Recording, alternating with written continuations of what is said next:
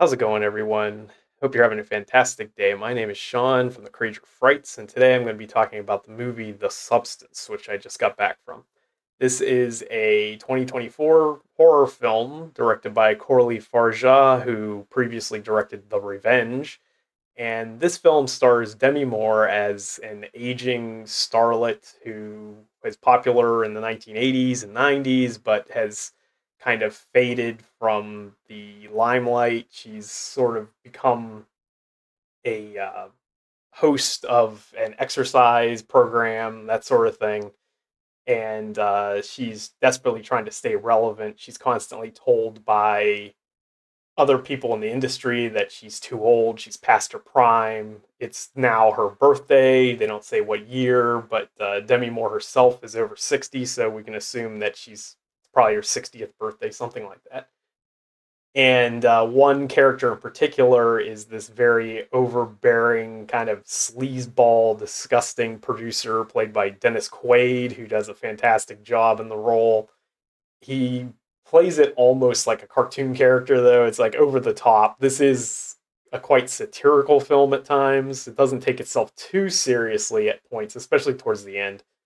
But it also is serious enough, and it's dealing with a very relevant topic, which is, ageism in Hollywood, especially with women. One of the things with Dennis Quaid's character is they like to do extreme close ups on him, and he's just overtly disgusting, just his behavior, the way he eats, the way he talks, everything, and he doesn't care. Like, he's just unabashedly sleazy about everything he does, and it doesn't affect him in any way. So I think that is kind of itself a talking point, just because of the fact that, an aging man is able to do all these things and get away with it, but a woman has to be like perfect in every way or she's out the door, kind of thing.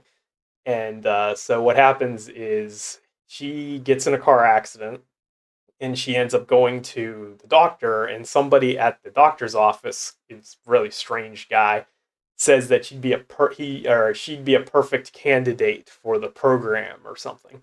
And he kind of slips her just a USB drive thing with information about the substance, which is this sort of experimental procedure that can create a brand new you. So, literally, in this case.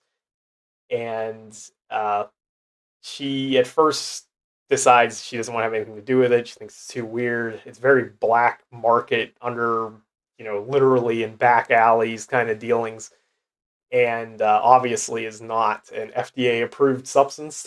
And she eventually comes back around after getting more abuse and getting fired from her show.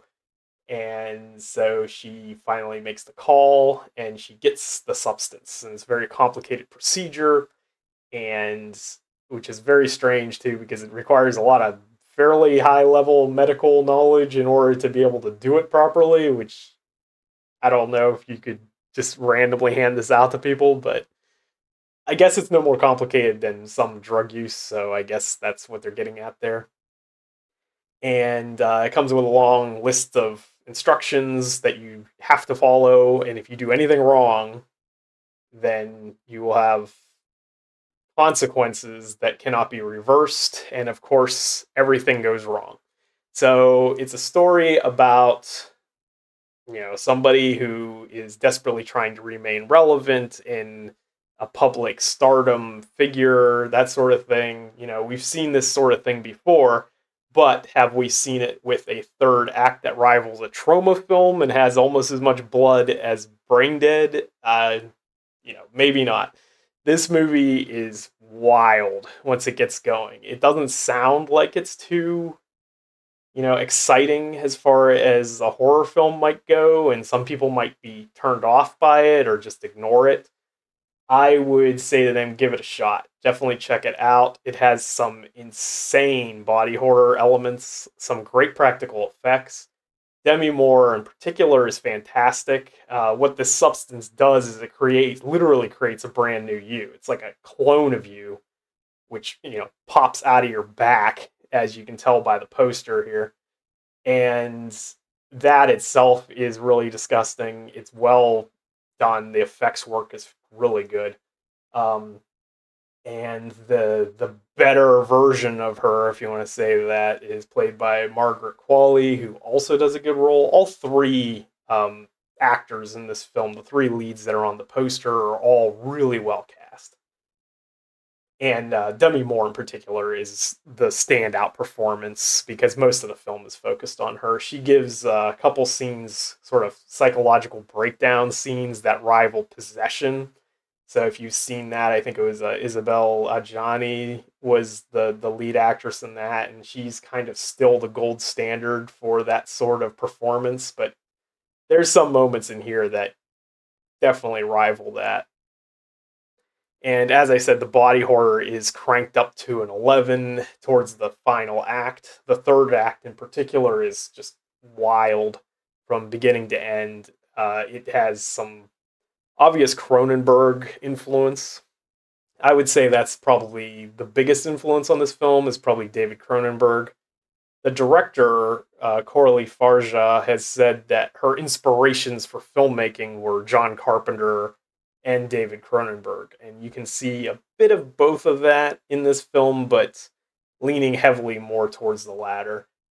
And there's a lot of blood, especially towards the end. It gets extreme. Like I said, I compared it to Dead Alive or Brain Dead, whatever you want to call it. That was Peter Jackson's movie that I think held the record for the most blood in a film for a long time.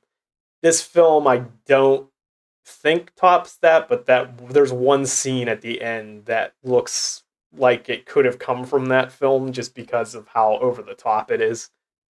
And so, yeah, I would definitely say check this out if it's playing in a theater near you. I'm not sure how widespread the release is. I watched it here in Poland, so it's probably in wide general release back in the US, but I'm not exactly sure on that.